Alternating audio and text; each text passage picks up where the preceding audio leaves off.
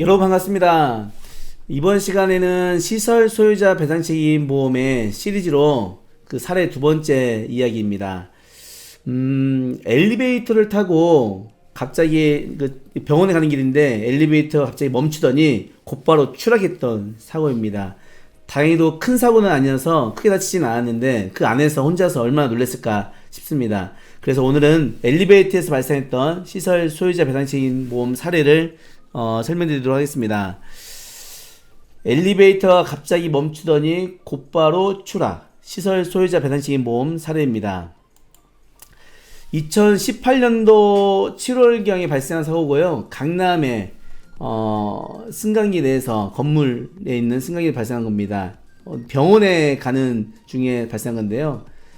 강남구 강남대로 소재 빌딩 1층에서 4층 안과를 가기 위해 승강기를 탑승하여 4층으로 올라가던 중에 갑자기 승강기가 멈추더니 곧바로 추락했던 사고입니다. 이 빌딩 사진이고요. 여기 위치 사진입니다. 자, 2018년도 7월 11일 빌딩 4층에서 안과에서 가기 위해 1층에서 탑승하여 승강기를 이용하던 중 갑자기 1층에 승강기가 멈추더니 1차 멈췄다가 다시 추락을 하였다. 승강기는 혼자만 탑승하였다. 멈추고 바로 추락하면서 쿵 하는 충격과 함께 몸이 뒤로 쏠리면서 충격을 발생했다. 사고 이후 비상통화 버튼을 눌렀으나 곧바로 어떠한 조치를 못하고 10분 정도 후에 관리인이 강제로 문을 열어 승강기에 나올 수 있었다. 그리고 당시에는 너무 놀라 약국에서 청심환을 먹고 퇴근하고 너무 힘들어서 병원에 가서 이제 진료 받았다. 이 내용입니다. 교통사고는 지난번에 말씀드린 것처럼 책임 자체를 부인하지 않기 때문에요. 사고로 인한 책임이 인정되는 게 다 대부분이어서 과실에 대한 다툼이 있을 뿐이지 그 사고가 그 교통사고 가해자의 차량으로 인해 발생했던 사고를 피해자가 입증할 필요가 없습니다. 그러나 이렇게 엘리베이터에 발생한 사고는 엘리베이터에 CCTV 영상이 있거나 그러면 그걸 보고 확인하겠지만 그렇지 않았을 때는 이런 관리인의 진술과 또 본인의 어떤 이런 진술, 이런 사실 확인을 잡는 게 굉장히 중요합니다. 그래서 현장에 이런 그 관리인의 연락처를 받아둔다든지, 그리고 또 본인의 어떤 이런 진술 통해서 또 병원 갔을 때 그 의무기를 일지에 이렇게 기록해 놓는다든지, 또는 119를 불렀을 때는 119 구급 일지에 그런 기재들을 하거든요. 그렇게 진술을 하는 게 굉장히 중요합니다. 그래서 이런 배상 책임, 일배책이나 이런 시설 배책으로 넘어오면 이런 입증 책임하고 그 입증 책임에 대해서 그 가해자가 있고 가해자의 책임이 있다는 것을 입증하는 게 굉장히 중요한 업무 중에 하나가 되죠. 자, 진단서를 살펴보면은요, 요추부, 허리 쪽, 고관절부, 또 엉덩이 쪽에 타박상이 있었고, 양측 어깨가 또 아픈 통증이 있었습니다. 다행히도 골절은 없었던 사고입니다. 그 다음에 불안, 진전, 정충이 뭔지 모르겠네요. 기억증, 소화불량, 여러가지 어떤 심리적인 불안을 호소했던 사고입니다. 병원에 진술한 내용이 있죠. 엘리베이터에 갇혀서 사고로 인해서 상기변명에 온 본인으로 이렇게 와서 진료받았다. 이런 진료 기록의 확인이 매우 중요합니다. 차트도 저희가 초진 차트로 띄워봤는데요. 3일 전에 엘리베이터 탑승 중에 추락사고 발생해서 고관절, 허리, 양측 어깨 통증, 내원에서 마디마다 아주 아프다고 합니다. 라는 진술이 있죠. 자, 치료는 병원에 4일간 입원했었고요. 나머지는 통원치료를 매치하고, 나머지는 집에서, 자가 치료하면서 이제 약물 치료를 한 거죠. 그렇게 해서 회복이 되고 있는 상황이었습니다. 다행히 골절은 없었기 때문에 이런 사고를 뭐 크게 보상금을 산정하거나 그럴 수는 없는데, 그래도 엘리베이터 사고에서 기억이 남는 거라 제가 한번 근토해봤습니다. 회사에 다니는 세무서에 근무하는 공무원이었습니다. 세무서 공무원이었고, 연봉은 근로소득 원천징수 영수증을 당시에 떼어보니까 6,300, 상여금 포함하면 6,600 정도 산정이 됐습니다.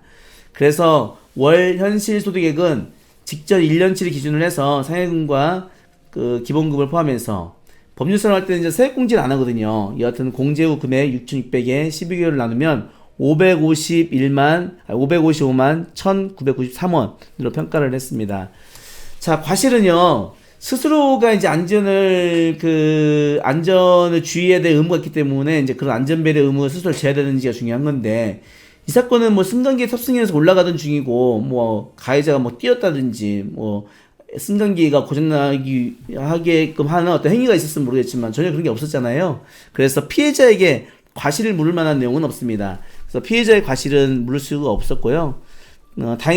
당연히 무과실로 평가했던 사건입니다. 보험회사에서도 그 과실을 주장하지는 않았던 걸로 기억하고요. 자, 위자료입니다.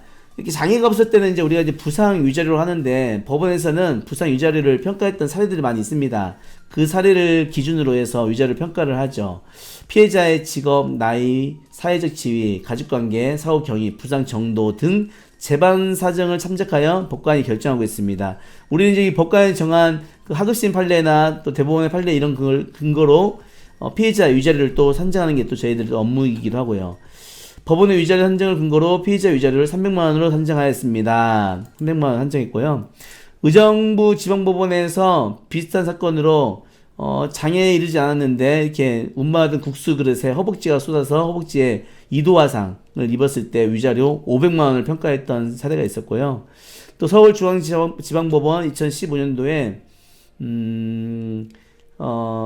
트레이너에게 지도를 받다 이제 벤치 누워있다가 덤벨을 반복해서 오르고 내리고 하는데 그런 과정에서 그 덤벨의 얼굴 원고치 피해자죠. 피해자 얼굴이 덤벨에 떨어져서 다쳤던 사고입니다. 그래서 중절치, 치아가 파손됐던 사건인데 이 사건에 있어서도 위자료 300만 원 정도 평가했던 판례가 있고요.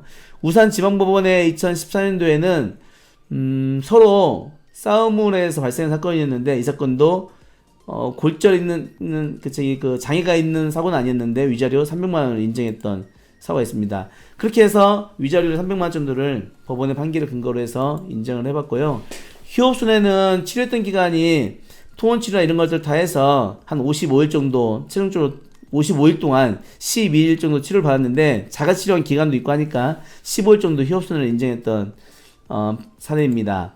그리고 기왕치료비, 본인이 납부했던 치료비 쭉 계산하니까 51만 9,270원 정도 평가를 했고요. 향후 치료비는 앞으로도 치료비로 들어갈 수 있으니까 50만 원 정도 평가를 하고 그렇게 해서 678만 3천 원 정도 평가를 했습니다. 장애가 있는 게 아니어서 금액이 크지 않아서 위자료에 대한 평가와 휴업손해 그 두 가지가 이제 그 보험사하고의 좀 논쟁이 됐던 것 같고요. 전체에서 한 450만 원 정도 이렇게 보상을 받았던 사례입니다. 그래도 뭐 천만다행이죠. 그 승강기에 떨어져가지고 사망이 이런 경우도 있는데 또 척추 골절되는 경우 있는데 다행히도 골절이 없는 사고에서 천만다행이지만 본인에게는 향후에 이 승강기 엘리베이터를 탑승할 때마다 이 사건이 떠올라서 굉장히 충격이 컸던 사고이기도 합니다. 자, 오늘은 그 시설 소유자 배상 책임 보험 두 번째 사례로 엘리베이터가 갑자기 멈추더니 추락했던 사고에 대해서 시설 소유자 배상 책임 보험을 처리했던 사례를 말씀드렸습니다. 다음 시간에 더 유익한 내용으로 또 찾아뵙겠습니다. 여러분 감사합니다.